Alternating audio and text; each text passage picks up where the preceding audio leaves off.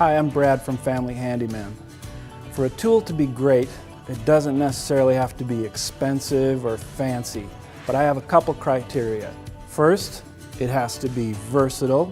Second, it needs to make the work easier. Now, when you do find a great tool, it is worth spending a little extra cash on it. Here's a few examples. First up is the Ratcheting Screwdriver. Granted, it's not much of an outlay of cash, but it is more expensive than a regular old screwdriver. What's great about these things is that you don't have to pull back and reset the head every time you want to turn. You make the turn and it ratchets back easily. Now, you can also change bits in these drivers, and most of them have a little storage area built into the handle. This one's got bits and a driver set right there for you. This one has a really cool feature. It's called a double drive.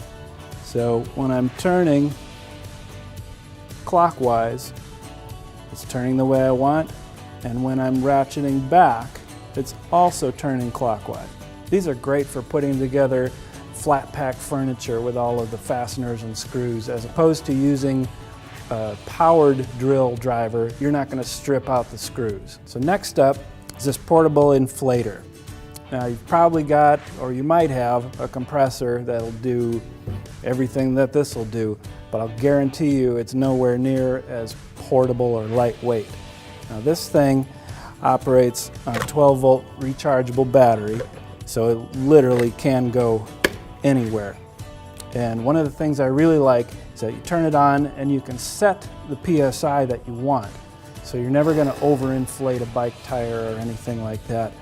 And it's got onboard storage for all of the accessories and tips that you need for inflating pool toys or air mattresses and anything like that. So when it comes to spending a little extra cash, this is one of the items I'll splurge on. Lastly, one thing that's going to really up your DIY game to the next level is a table saw. Reason being that, unlike a circular saw where you're basically freehanding your cuts, you've got a fence to guide your stock. So you can make super accurate rips in lumber or sheet goods like plywood, and you've got a miter gauge for making accurate crosscuts. Change the angle to whatever you want, make super accurate miters. Also, you can change out the blade, replace it with a dado set, so you can make grooves and rabbets and dados of any width and depth. But my favorite thing about this particular model, since I have a small shop, is the fact that I can fold it up and roll it into the corner. So that's just a few of the tools we like, and we've got a much more extensive list on our website, which you can check out whenever you want, along with other tips and tricks and great ideas. Just go to familyhandyman.com.